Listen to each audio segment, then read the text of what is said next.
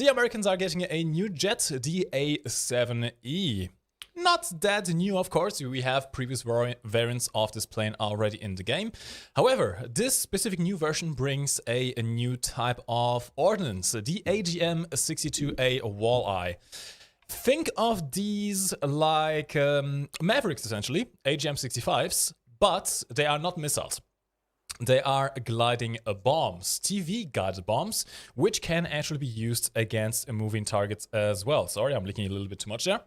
Okay, now I'm going to go into ready mode so you guys can see all the stats and all the good stuff. I'm going to make sure I am in realistic mode this entire time so you guys can look at the stat cards. By the way, this is all very much work in progress. This is a pre-development server. If you see any bugs or any missing loadout options or anything like that, don't worry, this is still not ready for the final release. That's still a few weeks out. Okay. A7E, bat rating 10.7. You got quite a few loadout options, pretty much to your heart's desire. You can get up to the AIM-9D if you want to do some air-to-air combat, but that's not really what this vehicle was designed for.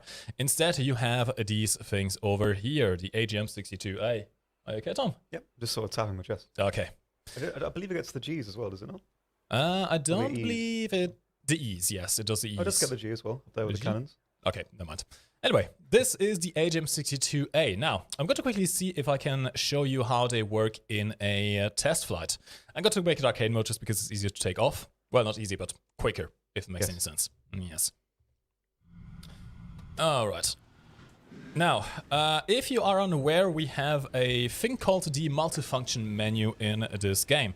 It essentially allows you to save a lot on keybinds. You can access various vehicle functions, weapon functions, all that good stuff. Now, what I am particularly interested in is the cockpit settings, which are going to have the target point settings. You can of course go into the AGM camera itself if you want to, but personally I like using the other method just because it's a bit easier to use when you are maneuvering around as well, for example in ground RB. I sadly do not have any moving targets, or at least any moving ground targets on this test flight to be able to show you the capabilities of this gliding bomb, but I should be able to log on to that SPA over there. Give it a go. Let's see if I can get a lock. Can he do it? Will it work this time? I'll try to. The bomb is tracking. I'm going to release it.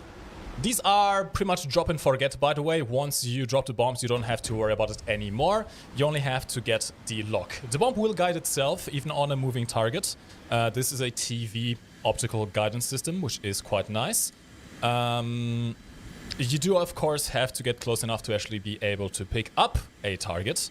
It is not always the easiest thing to do, depending on the conditions. These are pretty much ideal conditions. The tanks are in a wide open field, and we aren't having any obstructions of weather or on any of that stuff, really. Let's see if I can log on again and drop the bomb. You can drop them off axis as well from a considerable if you want to. The bomb will guide itself, and it allows you to do some interesting ground strike things.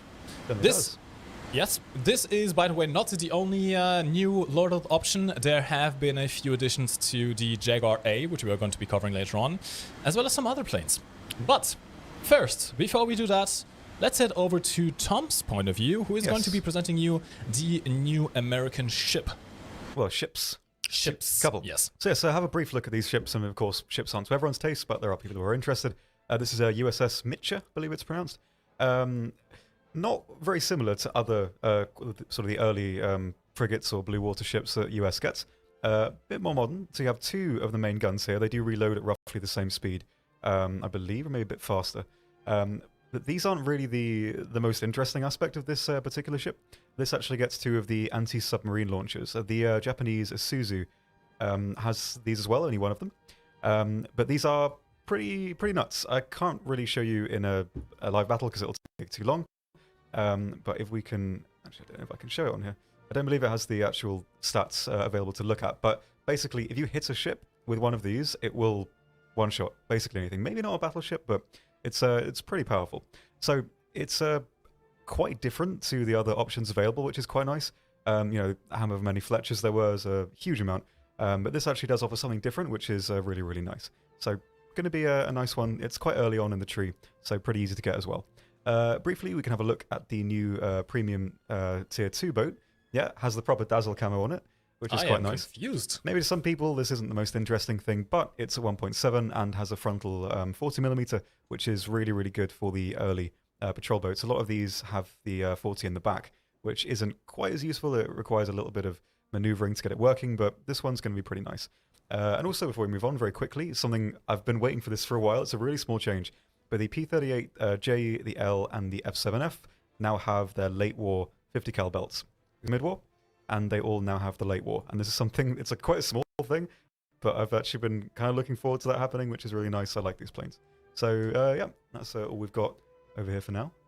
But, now keep in mind, we are not showing every new vehicle that is coming in this update just yet. This is a very early look. You will be able to, hopefully be able to play some of the vehicles that have not been announced yet, or that aren't going to be announced yet today on one of the dev servers. Maybe not today, though. Okay, next up we have the Germans. I heard you guys like small tankette-looking things. Maybe something that is called Wiesel. I heard you guys like Wiesels. We have 3 new Wiesels making it to the game. A completely new vehicle, which I can best describe as someone taking the Italian L333 and trying to make it fight modern tanks. That's pretty much the best I can come up with. Let's start off with this one, the Wiesel 1A2. This is a version with a tow launcher on the top, which has access to up to the tow 2B. This is the missile that can be fired above an enemy and then splash down. They're not quite as powerful as they used to be back when they first launched. So you have taken out the tow 2 as well. This is a tandem warhead ATGM with a very, very, very good 800mm in total, which is not bad at all. With the tandem warhead, of course, you can even defeat ERA, which is going to be quite useful at these higher bat ratings. And it is a little vehicle. Yes. Now, I want to see the explosive filler on the 2A. I noticed it does a lot of damage. 25 kilograms in that thing. I was testing it earlier, and if you basically hit the side of a tank, the explosive mass will just blitz through the hull and ammo rack it. So it's even front and rear. Even front and rear, I've been able to do that. Yes, it's pretty nuts. It is kind of insane. Now, okay, we are in arcade mode right now. Mind, this is not quite representative of the full mobility, but this is quite a nifty little vehicle. Look at that. Yeah. It has very good acceleration. I believe a power-to-weight ratio of around 60 horsepower per ton. Maybe lower. I can't recall the exact number right now. But it is pretty damn good. Of course, because it is a tracked vehicle, it can deal with terrain like mud and dirt a little bit better than wheeled vehicles can, while still being able to get a decently high top speed. This thing can go up to or over 70 km per hour, which is not bad at all. As you can see, it is a tiny, tiny little vehicle. This is an IT-1, by the way, the Russian launcher, and the IT-1 already has a low profile. As you can see, the Wiesel easily beats that. It has an extremely low profile. It's an extremely small little tank. Pretty much half the length of a Russian MBT, which aren't really known for being big. Yeah, they're pretty low profile. They are pretty damn good. Despite the, how should I put it, deceiving appearance of this thing, it looks kind of makeshift. It does actually have some thermal vision for the gunner. No commander sight on this one. And the ATGM is quite powerful, at least the TOW 2A. Can we have a quick look at the gun depression as well? Well, gun depression. We can indeed. Yeah, I don't think you're going to have problems with cresting up hills and pretty much not exposing yourself at all. Now, this tank only has 3 crew, so it is quite vulnerable. If you get penetrated, which you will, this thing has no armor, you are going to die. But it is a very, very sneaky addition. Maybe. Now, this is not the only version that we have. Tom also has a different version over there. I do. Which is the Wiesel 1A4. Yes, currently classified as a SPA. This version is at 7.0 right now. Maybe that'll change because it, has some pretty good thermals, which we can quickly have a look at. And the M63 as well, which is not really the most penetrating round that there is, especially for a vehicle at this BR. But it's pretty good. So we can have a quick look at some of the features this thing has. Very similar functionally in terms of mobility and armor to the previous version. I think I'm on RB here, so we can have a look at the mobility a little bit better. But Gen 2 thermals, I believe, which is pretty nice for a vehicle like this. Again, very, very small. And this thing is going to be pretty interesting, although it's not quite as, I guess, usable as it may seem on the surface. The turret is not completely 360 degrees. It cannot go all the way back, and I believe it can't also go directly upwards as well. So it's a bit limited there, and as well, maybe, again, all this will change, but the recoil is pretty unmanageable. So it's pretty tricky. And at 7.0, you're still fighting a lot of World War II era vehicles, and even at the side, they are notably a bit more well protected. So this thing is, I would imagine, is going to be a little bit more usable in the higher tiers, where the sides and rear of MBTs are a little bit weaker. But even so, it's another interesting addition. I like stuff like this, and again, it's very, very small. And the turret, while it does protrude a little bit over the top, is a little bit more stealthy when compared, at least to the AGM launcher, or the TGM launcher, and the other version you have there. So, yeah, this one's going to be pretty fun, I think. Can you quickly show the X-ray as well? Because there's not a peculiarity of this vehicle compared to the 1A2 we showed earlier. It only has 2 crew, so it is even less survivable than the original Weasel we showed earlier, which is impressive, I suppose. I didn't know you could go any lower. Pretty much. Okay, we do have one third version, the final version for today, which is the Ocelot. The Ocelot is the Weasel chassis with a SAM on top. These are man pads. These are essentially stingers. You can get the FIM 92K, which has a bit better tracking than the early version. To show you in a test drive, these are actually not bad at all now. I remember the old 3 days where you really struggled with hitting anything, pretty much. But these are actually not bad at all. Let's go for the MiG. I haven't seen these work yet. So. Okay, never mind, I messed that up. I'm messing everything up. Okay, let's do the IL-28, that works as well. Not sure if the tracking can work through the smoke. Now keep in mind, you still have some limits. These missiles do not pull 30G like the air-to-air missiles do, given that especially they have to launch from 0 velocity.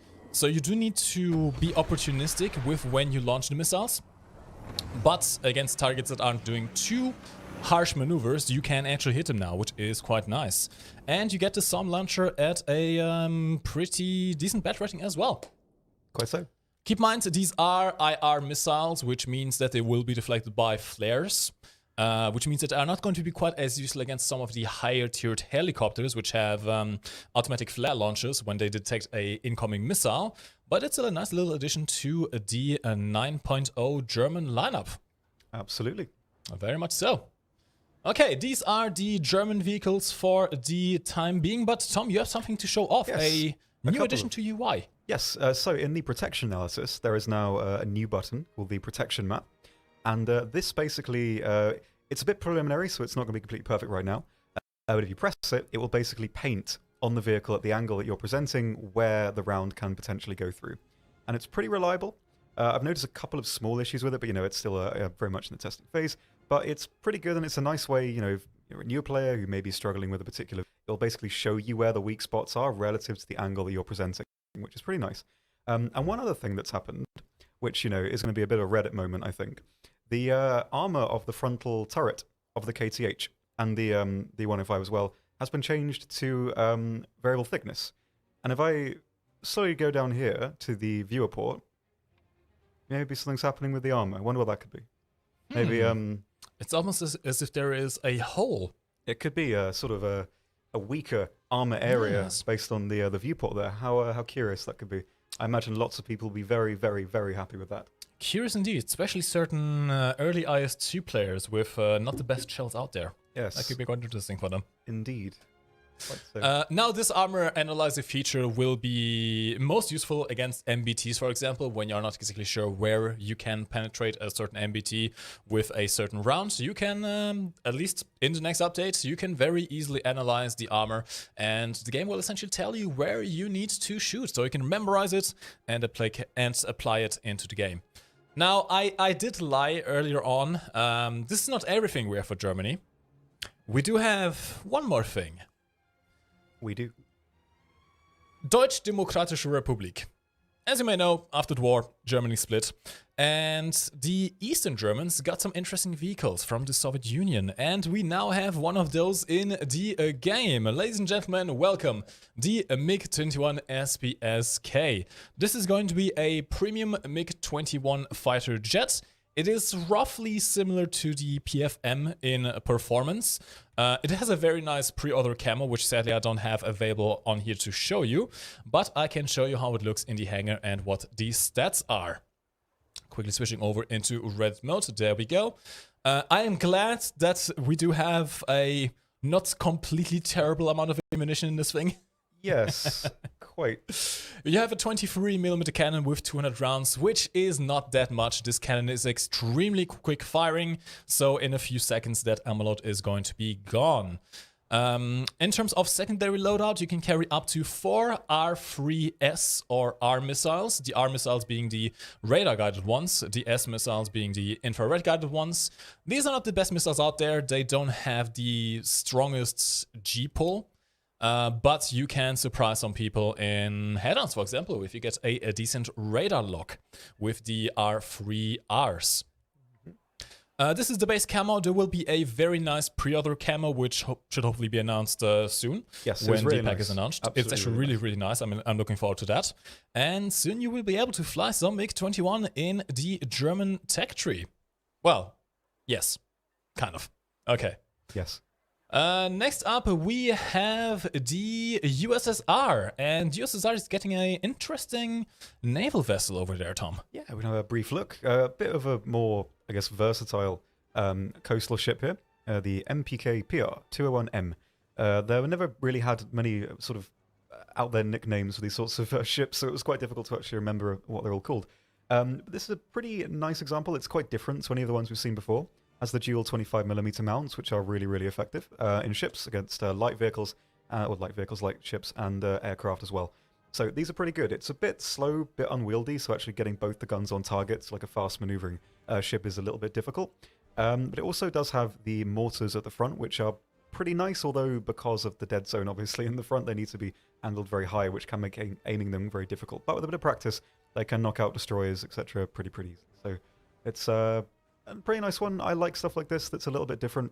And yeah, it's going to be a nice addition to these sort of earlier coastal, well, late for coastal, early for blue water battles, though. Okay, next up we have a new sprut. In the last update we introduced the 2S25, which is situated over... Yeah, this is the wrong tech tree actually, oh sorry. Which is situated over here in the tech tree, and so this update we are bringing you a new one. Oh, the 2S25M. This is an upgraded version of the Sprott SD. It features a high penetration shell, the 3BM46, which is quite decent, as well as the addition of commander sight and thermals, which is rare in Soviet vehicles of this era. Yes. You do have thermal vision on the commander side as well, which is quite nice. Overall, the profile is pretty much the same. This is still an amphibious tank like the Sprott SD was before it as well. And it's basically a slight upgrade over the previous version. At Battering 10.0, you can do a nice lineup with it. You are, of course, going to be facing top-tier tanks, which is where the addition of this shell helps. And you also have a anti-tank guided missile fired through the barrel, which is quite nice. This one sadly is not a tandem warhead, so it is not going to be it's not going to be easy to go through ERA depending on the strength, but you can still use it against helicopters and the like. Now, you may notice I have a PE8 in my lineup, and you may also know that this update is not called groundbreaking for nothing. We do indeed have a nice new thing, which is ground deformation. Bombs will now leave craters in the ground, which do affect the way that vehicles drive, as well as we have some other mechanics we're going to be showing you later on. But I'm going to quickly set up a custom battle, And Tom, I'm going to ask you to bring a tank. I'm going to bring out the PE8. And we are going to do a live test of the ground information, how it affects the map, if it is going to be impossible to leave a crater if you fall into one, all the good stuff. Now, the question is, what kind of map do we want to use?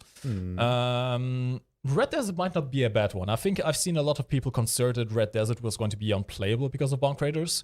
So we're going to do Red Desert. Okay. And I'm going to make it realistic mode so we can actually test out the traction properly. Okay, battle is mostly set up. I don't want bots for this. I'm going to send you an invite real quick. Accepted. There you go. And let's head into the custom battle and test this out. Oh. Okay, there we go. I'm going to be flying out the PE8 with the proper 5,000 kilogram bomb, the biggest bomb we have in the game, to see how it affects the map. And Tom is going to bring out the 2S25M to also test out the mobility of the vehicle. Sure. Did you upgrade yours? Yes, it should be. Okay, very good. I believe, yeah. Now, spawn on the right side. Actually, the left side. Left side has more open desert area. Okay. And I am going to attempt to drop a bomb. Not exactly quite directly on you, but close enough. Please be gentle. Yes. It is technically our first time dropping bombs on maps like this. Yes. Yeah, it is our first time. You're right. Let's go. All right. As you can see... Oh, hold on. I made a little mistake. Let me just quickly actually grab the correct bomb. I'm sorry. I'll just knock about on this for the time being. Very pretty. It's also got the little MG at the back, similar to the Marder. Okay, it's not a bad position for that one at least. Yeah. I hated the back-mounted one on the Marder. Very nice thermals as well for a Russian vehicle too. Yeah, the 2S25 and the BMD4, they both had really, really nice thermals for Russian vehicles. Very nice. The Soviet vehicles kind of suffered from late development into commander sites and thermal imaging, which is why most of the Russian MBTs tend to not have the greatest of either. But with some of these editions, these more modern infantry fighting vehicle editions, you can actually get some very, very competitive thermal sites. Yes, absolutely. Alright, I have brought my PE8 with the correct bomb this time. I need to actually quickly check on the map where you are. So you are heading towards the A cap, yeah? Don't advance too much. I don't want to bomb you directly. I don't want to hurt you, Tom. You're too precious to me. That's very sweet.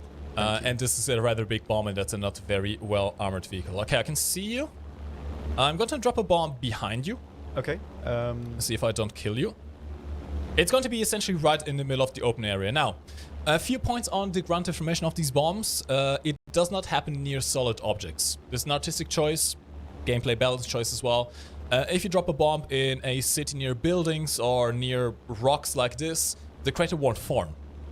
It is only in more open, soft terrain where you can do that. You're very close there, Tom. Okay, maybe adjust course a bit. I'm trying to. Okay, bomb out. Best of luck, Tom. Okay, I will try my best to escape. We're going to switch over to Tom's POV. And you survived! I did. Very cool. Alright, now do we actually have a crater is the question. I believe we do.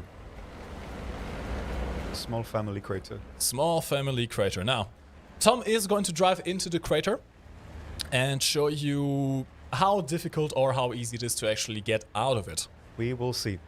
Yes, I believe I have a feeling people are going to be a little bit disappointed by the size. Yes, right now it's not the biggest crater in the world. I believe, you know, well, still very preliminary. But it does have a bit of depth. You can basically hide an entire vehicle in this. Which is quite cool, I think. These craters can be formed by any bomb with a weight of 50 kilograms or more. Of course, depending on the size of the bomb and explosive yield, the craters are going to have different radiuses and different depths. A 50 kilogram bomb is not going to be quite as powerful as a 5-ton bomb, of course. But you can do some decent stuff. As you can see, Tom pretty much has no issues of getting out of the crater either. Your mobility is not going to be stopped, so no worries about that.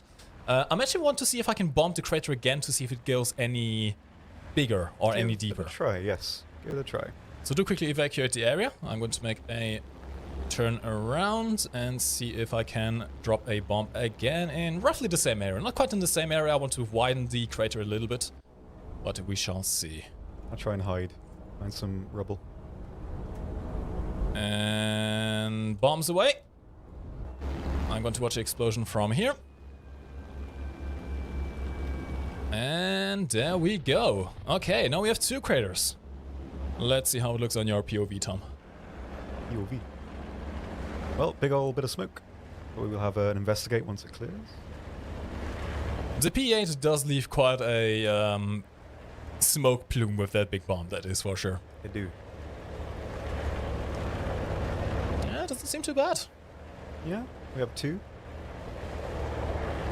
That Chat is doing exactly what I thought they would. Fantastic. Yep. I wasn't planning on that, I swear.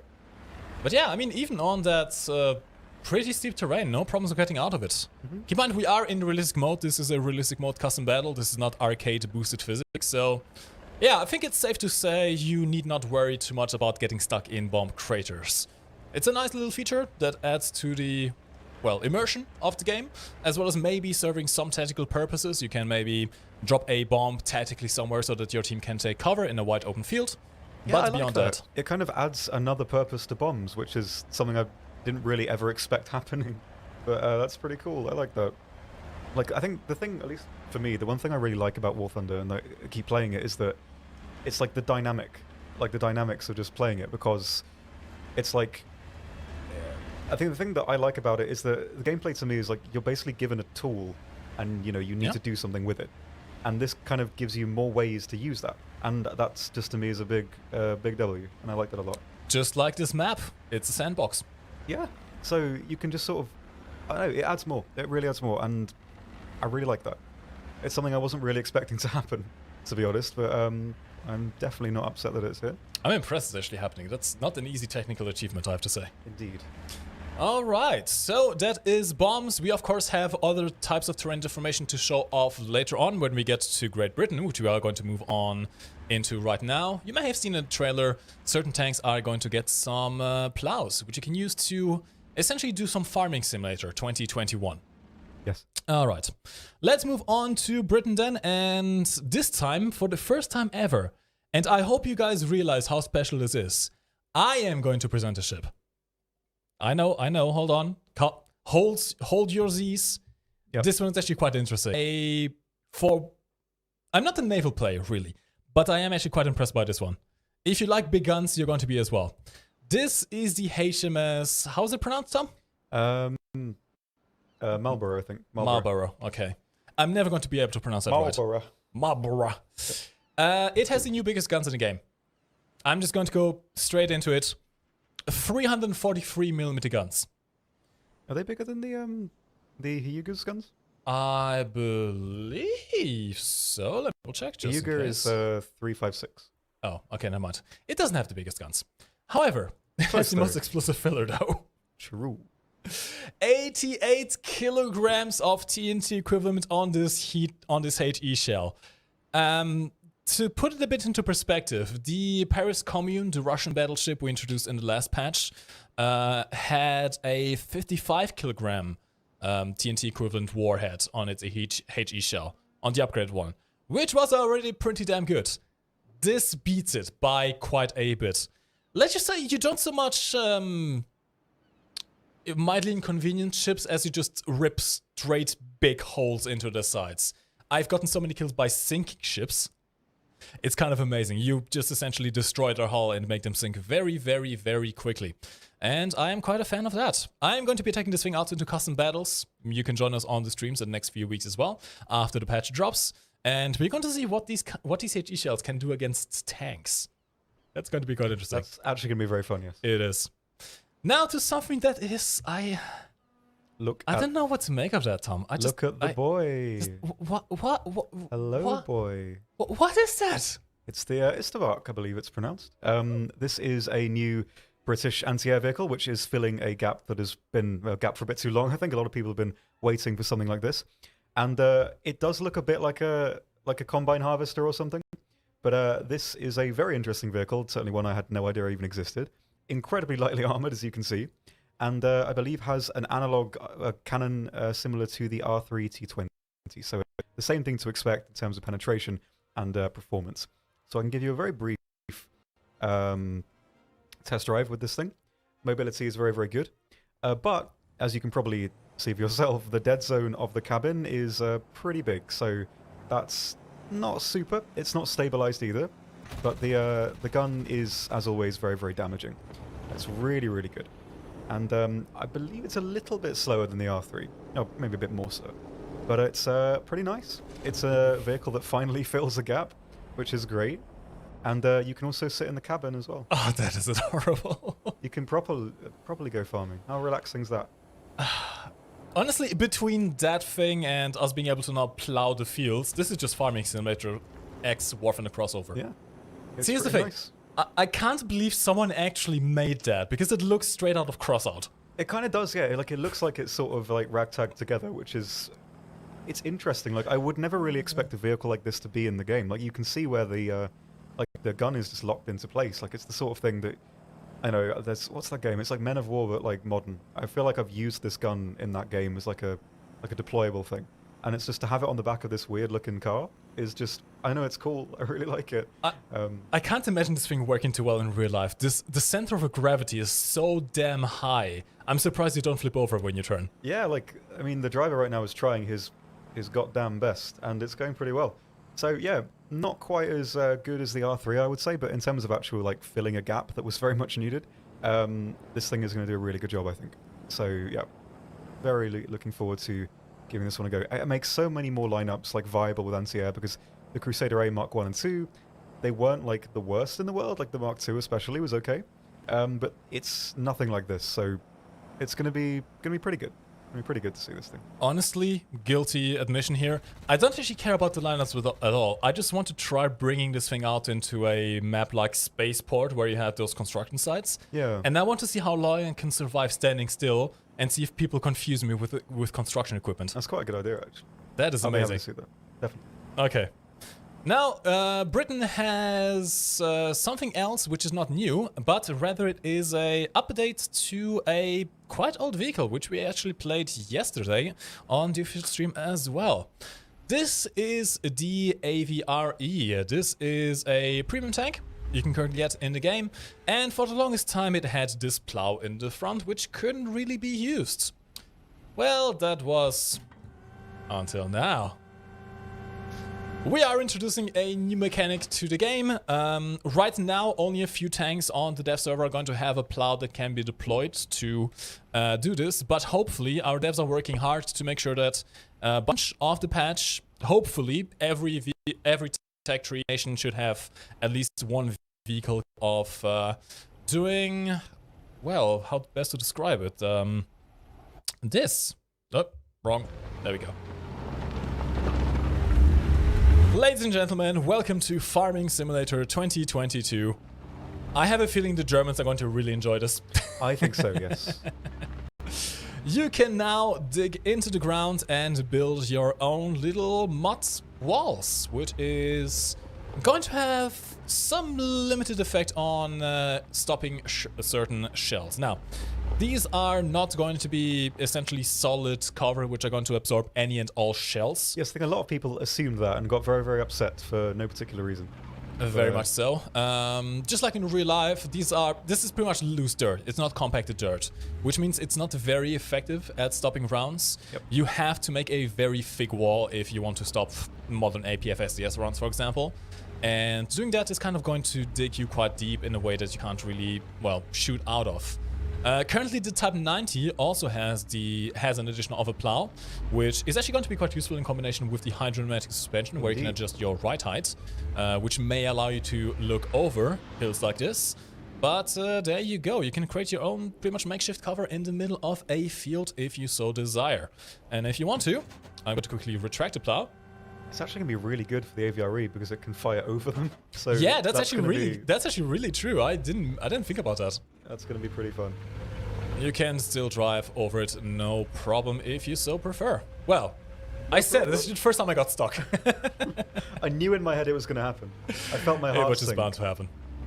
Alright, there you go. Just a little bit of a run-up. And there you go. You can now go across entire fields and plow them with your friends if you want to. I'm just going to quickly deploy the plow again and show you what happens if you go across a field like this, for example. Now keep in mind, there are limitations, much like with the bombs. You cannot just create craters anywhere and everywhere you want. There are limitations. You cannot do it on streets, for example. You cannot do it near buildings. You kind of have to go on soft terrain like earth, sand. I haven't tested snow yet, actually. That could be something we can try later on, if you have some time. But you can do your own fields. You cannot just continuously push earth, by the way. It has a certain distance where essentially drops the earth that you have accumulated so far, so it creates a little, essentially, hillway, which I have a feeling for custom battles we can make our own ramps and then have people drive off them with wheeled vehicles at top speed. That's quite cool. That is going to be amazing, actually. If you sort of plow a bit near water, does the water fill the hole in? It does not quite. Sometimes it depends on the depth of the hole. It depends on the base water level, essentially. Interesting.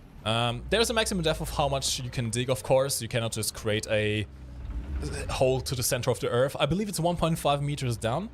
And the maximum height of the earth hill should also be around 1.5 meters. Now you can see you can add on to the width of it, essentially. And the wider you make it, the more effective it is going to be as armor. But of course, keep in mind, it's not quite solid ground, so it is not going to be stopping everything and anything. It's a nice addition, though. Yeah. Alright. It'd be. Next up, we have something for Japan. Now, this isn't quite a new vehicle. It is, in fact, the F4EJ Kai. We have shown this in, the last stream. It was released in the last patch. But it is getting an interesting new addition. The F4EJ Kai is getting JDAMs. Yeah. Wild. If you're unaware, JDAMs are American guided bombs. These are quite useful for taking out certain stationary objects that you want to destroy at longer ranges. In this game, you can bind them together with the, I think it's CCRP, the acronym. I can't recall what the name for this, but essentially you can control from the cockpit and designate a certain target, like a bombing point, and the bombs will guide themselves. Very nice. In fact, I'm going to quickly try this out in a test flight to show you. And actually, not the test flight. I want to go into... Oh, sorry. I want to go into a custom battle because I want to show you how you can use this not too effectively in ARB if you want to bomb some stuff, but hopefully in a decent way. So let's go to, for example, Afghanistan. I think Afghanistan is a nice one to start with. We're going to go into realistic mode. Yes, aviation. I do want a bot this time. Okay, is good. Let's go into this custom battle and show you the JDAMs. Now, JDAMs are not like the guided bombs we showed on the F7E, the American new jet we showed at the start of the stream. They cannot, by themselves, guide themselves to moving targets. You have to designate a fixed point, and that is where the bomb is going to go.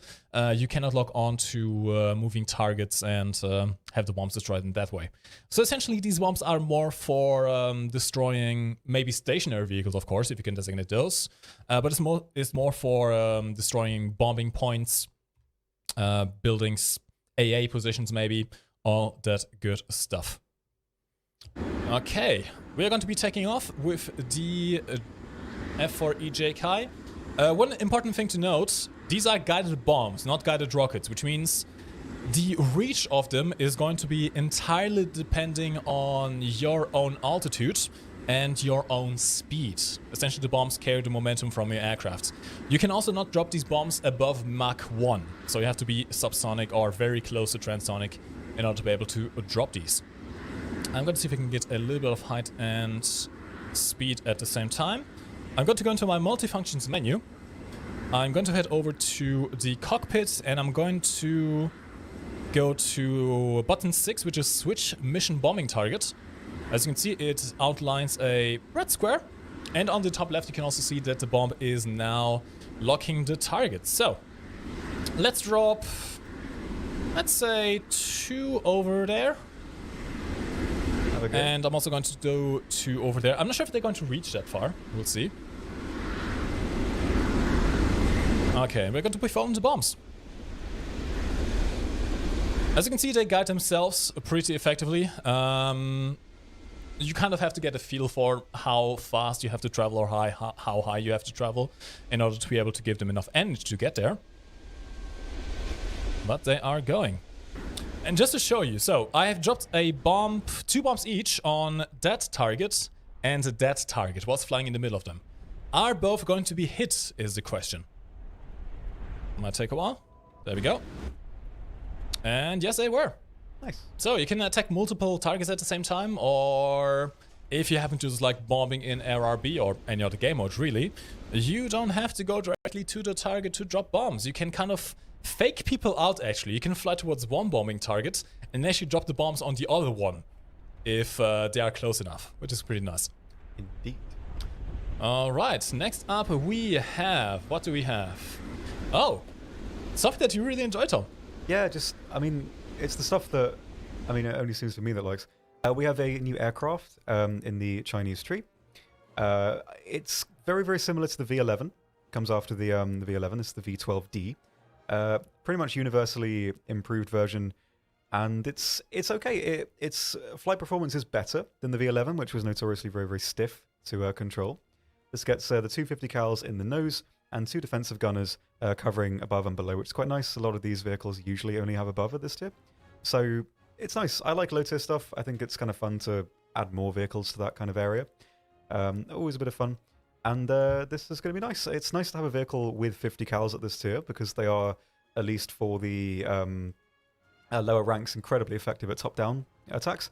50 cals can pretty much rip through the roof of almost any low-tier vehicle, really, at least at this battle rating. So for combined battles, it's pretty good. It's the same bomb loadout as the previous version, the 1-500 or the 2-250s. So it's not the most overwhelming in terms of ground ordnance, but for what it is, it's pretty fun, and it's a vehicle that I would rather have than not have, I think. So that's pretty nice. I am very much a fan of low battle rating and nose mounted 50 cals. Those are very, very nice. Very nice. This is not the only thing that China is getting. We are also going to be providing you with the ZLT-11, a new wheeled vehicle for the Chinese tech tree.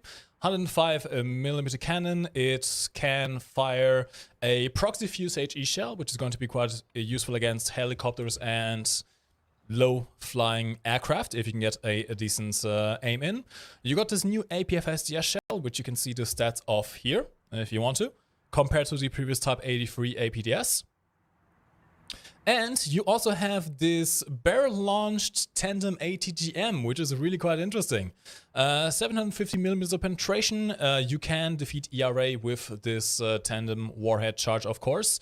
And because it is barrel-launched, I am hoping that it can also be fired whilst on the move. I believe so. You also get thermals, and this one also gets tank commander thermals, which is quite nice. And yeah, it's going to be an interesting addition to the Chinese 9.3 lineup. Next up, we have the Italians. Yeah. Starting off with that thing. Yep, little premium boot, little premium destroyer, tier 3. Quite cheap, and it's not a bad one. Has 8 main caliber guns, which is pretty okay for a destroyer at that tier. They're not the most damaging destroyer. Well, these particular attack, not the best, quite low in terms of TNT equivalent. Reload as well, not incredible, but they're really accurate. I found. I was giving it a go earlier, and they pretty much land in a perfect line. So these are really, really accurate guns, relative to your crew, of course. So it's nice. It's nice to have a tier 3 G premium. I don't think Italy had one before that you could really that was attainable in any case. So yeah, it's an analog to the version in the main tree, this one here. So very similar functionally, except this version changes the anti-air armament. Pretty similar for all premium ships, really. They're usually variants that are in the main tree, but with slightly better air defense. And this gets to 76mm guns. I'm not sure where they are. They're somewhere. Here they are. And these have the VT shells on them. So it's a little bit better in terms of defense, a little bit more forgiving. And yep, nice to have a little premium for all the Italians at tier 3. Speaking of Italians, do you guys like the Dardo? The vehicle introduced, I believe, last patch or a few patches ago. It's a nice little IFE. What if I told you could have a bigger gun on it? Welcome the VCC 80/30. This is basically a Dardo with a 30mm cannon. Very rapid firing, a very nice access to APF-SDS with 1mm of penetration, which is really quite nice for getting through the sides of vehicles. You can also equip TOW 2s, TOW 2As, TOW 2Bs Toto A, like on the Wiesel we showed earlier, has quite a punch. And, oh, it doesn't seem like she has thermals on this one. Oh, well, it's a bit disappointing. You do get a laser warning receiver though, yes. And overall, it's basically a slight upgrade to the Dardo in the tech tree. It comes even right after that. You can use it in the 10.0 lineup if you so wish. And I have a feeling that 30mm cannon is going to be quite nasty. Quite nasty indeed. Here's a quick look at the stat card. And let's move on to France. A very interesting tech tree vehicle. Yeah. I think something that a lot of people will be happy about. EBR in the tech tree, rank 3, 4.3 currently. This is, I believe, the same turret and ammunition as on the FL10 AMX here. I don't know if the gun is exactly the same. I think it is exactly the same. So it basically fires similar rounds to the Emmons, basically, as an analog. The performance is very similar. It's basically the same round. I don't think there's really any deviation in terms of penetration. I think this round is different, but the M61 is pretty much the same. So it's one of the earlier EBRs. It's not quite as devastating as the other variants higher up in the tree, but mobility is very good. The cannon is very good from the side. Even from the front, it's not like that bad at this tier. And it's going to be nice to have it. It's going to add a lot to some of the lineups if you don't quite have some of the other EBRs. And it's going to add a lot, I think. There's not really any other options quite this mobile, I think, in the tree. So it's going to be nice. And yeah, not quite as good, of course, as this is not auto-loaded. It's so hand-loaded, only a couple of crew. So it's not really as good as the 6.0 EBR. But it's nice to have one in the tree. Really workable. It can get around the map faster than almost anything really at the tier. So yeah, it's a really nice vehicle to see. Hopefully a lot of people are going to be happy about that one. By the way, I forgot to mention earlier on, I'm sorry about that, regarding the plows on the vehicles that will get them, they are a modification you have to unlock, a dozer blade modification. Of course, on the Premium AVRE, premium vehicles have everything unlocked from the get-go, but on other vehicles that get plows, you may need to unlock the ability to use them beforehand. In fact, I can quickly show you on the Chieftain Mark III, which is one of the vehicles that are going to get this plow. If I disable the dozer blade, it does despawn from the visual model. So stock, you're not going to have a dozer blade, you're going to have these mounting points. If you want to equip the dozer blade, you have to research it first, apply the modification, and then you have a usable dozer blade. All right, next up we have something else for France, actually. Tom was kind of sneaky, not actually including it in the lineup. It's not the new jet, the Jaguar A, but I am kind of in love with this thing. The Jaguar A was always my kind of hidden treasure. It's a kind of transonic jet, not very good. It started off with 2 magic missiles, however, which are probably the best missiles in the game, air-to-air missiles. Then it got flares, a lot of flares, 252, which is amazing. You can pretty much flare all day long. And now it is getting some new loadout options as well. A new modification will be added to the Jaguar A, the French one. This Atlas 2, this installs a little laser pod down here at the bottom. This is a laser designator, which you may guess is going to work pretty well in tandem with some new ordnance. Like, for example, what I have mounted on the plane right now, the AS-30L. This is a big Nord missile with laser-guided capabilities. It is a missile, so it does fly ahead of you. It has its own propulsion. And the laser designator on Jaguar A is able to track moving targets as well, which is very useful in ground RB, for example. You also have laser-guided bombs, BGL 400 kilogram bomb, and a 1000 kilogram bomb. These are, in my own personal limited experience so far, not quite as useful as the laser-guided missiles, because you have to maintain a laser lock for these bombs to hit the target. If you fly away, for example, or if you fly outside of the locking range of your laser designator, the bomb will go off course. So you have to maintain a laser lock, which means that with a ordnance option such as this, which does not have its own propulsion, it can often happen that you're going to outrun your own bomb, which isn't ideal. So, I'm going to quickly show you the power of the ASL, because honestly, the AS-30L, I'm absolutely in love with this thing. Let me quickly go into a test flight. I believe this test flight is going to have a moving target, if I'm not mistaken. We're going to figure out in a second. Yes. We certainly will. Okay. Now, in order to use this laser designator, once again, you can use a TV, essentially, like you can on the Mavericks, if you prefer. I personally prefer using another method. Once again, I'm going to open up my multifunctions menu in a second when I get airborne. And I'm going to use the targeting point option from there. Let me get a little bit of separation here. If I'm not mistaken, the moving targets are on the left side over there. Are those moving right now? They are moving indeed. Okay. Now, the laser designator is pretty damn good right now. You can get some very, very long-range locks. Of course, keep in mind, the laser will need to maintain a visual contact to the target. If it drives behind a tree, you may lose the lock, as well as if it deploys smoke or stuff like that, which could actually be a consideration given that we have some vehicles with laser warning receivers, which are going to get pinged by the system. So smart players with laser warning receivers who know that the Jaguar A in the air might want to beware. Okay, I'm going to quickly turn around. These are some very big missiles, by the way. There's a chubby turning circle going on right now. Alright, going to deploy the flaps just to help out. I want to be as above as possible just to make sure I don't get blocked by those trees, if at all possible. Okay, let's open up my cockpit menu, activate targeting point. Let's see if we can get a solid hit there. There we go. As you can see, it is locking the moving target. I'm now going to drop my missile.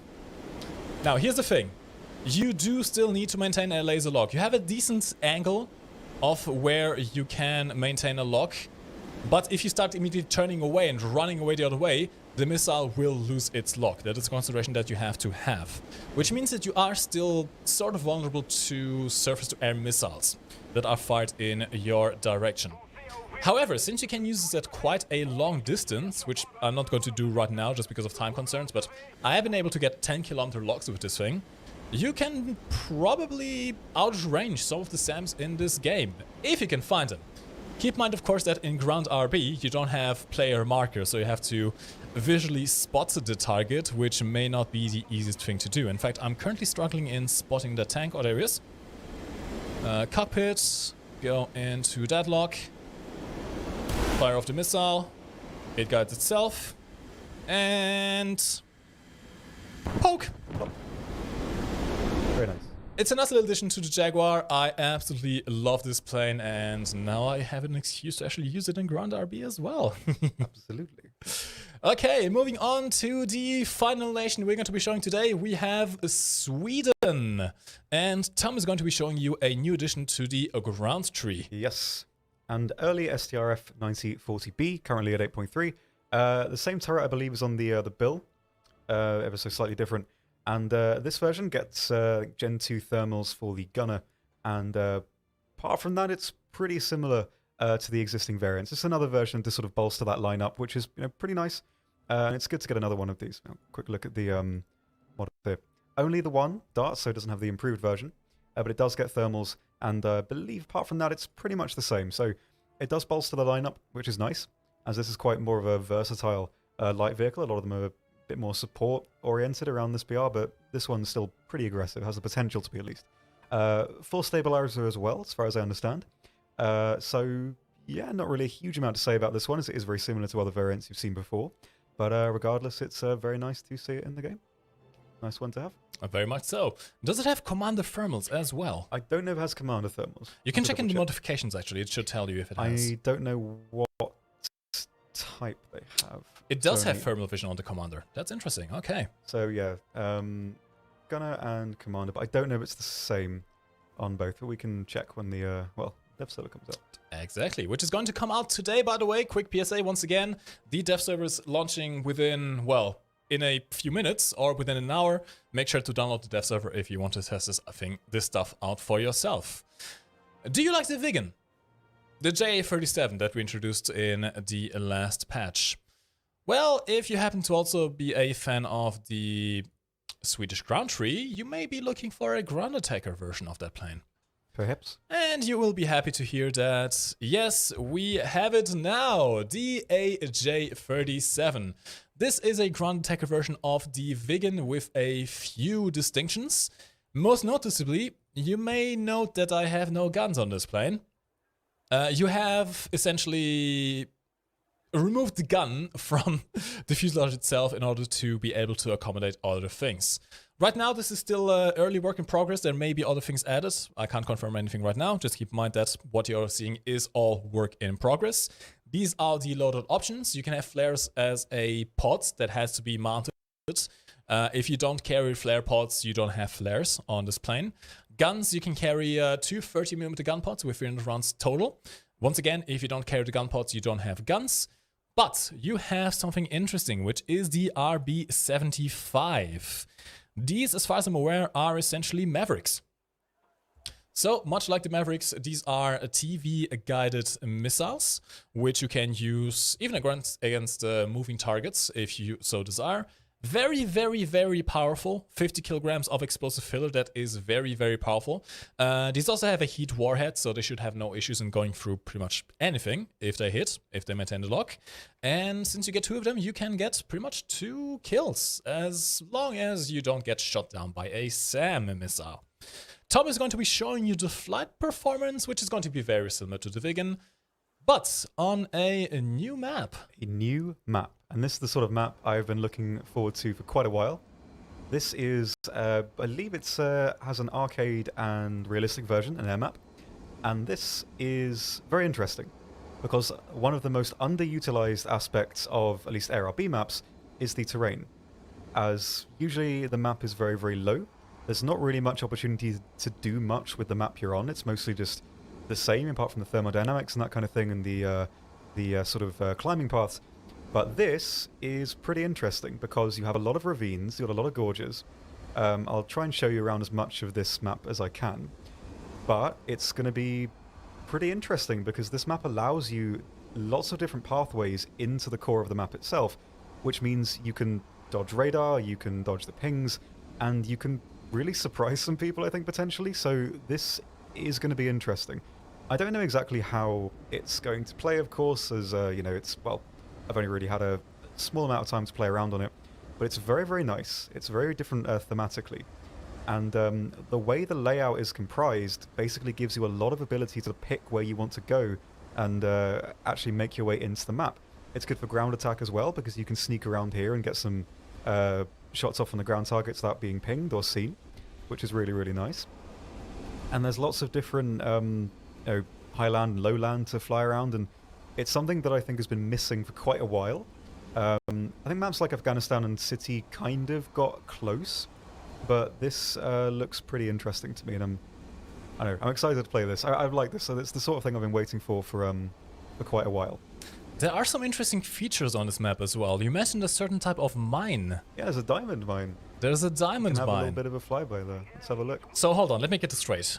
We have now ground information with bombs, TNT. We can dig our own holes with a shovel. We have a diamond mine. Are we going to return to Minecraft? I mean, I've got the joke book right here. We do. It was all premonition. There we go. We planned all of this. It comes full circle. That's what it's all about. It's about back and forth. Do you actually know whereabouts the diamond mine is? Should be just ahead. Yeah. Now, I am actually personally more interested in the possibilities of this map in a custom battle scenario, where you can bring out helicopters and tanks as well. I think there might be some interesting fights to be had, or interesting custom game modes to be had in this specific map. There's also a city area. Mm-hmm. Is it close to you? It is. It's right over here. So you have a bit of everything. If you like the city air map for its flying through buildings trying to evade radar missiles, you have a bit of that. A little city area over here to use. You have the ravines, you have canyons, you have a lot of options. It's essentially a big sandbox, and you decide on how you want to approach the battle on this specific map. Absolutely. No Minecraft jokes today. I'm sorry. Not quite today. Next week. Tune in on next Thursday when we return to our regular schedule. Mm-hmm. But yeah, this is probably one of the most sleeper editions so far. I found out about this quite late, and I just sort of had to just fly about on it for a while. It's just, I don't know, maybe it's a really kind of a more dull thing to be excited about, but I like it. I like things that change how matches are played, and a map like this can really do it. There's so many opportunities to kind of hide and use the map like to your advantage, basically, and that's just not something that's really that utilized. So I think people are going to enjoy this, and so this is something I'm definitely looking forward to. I can't wait to crash into every single wall on this map. Yes, there's gonna be some trench run moments. Yes. On a map like this. Oh, the montages are going to be amazing. Well, ladies and gentlemen, this is all that we have to show to you today. Don't worry, there will be more content by the time the patch releases. This is just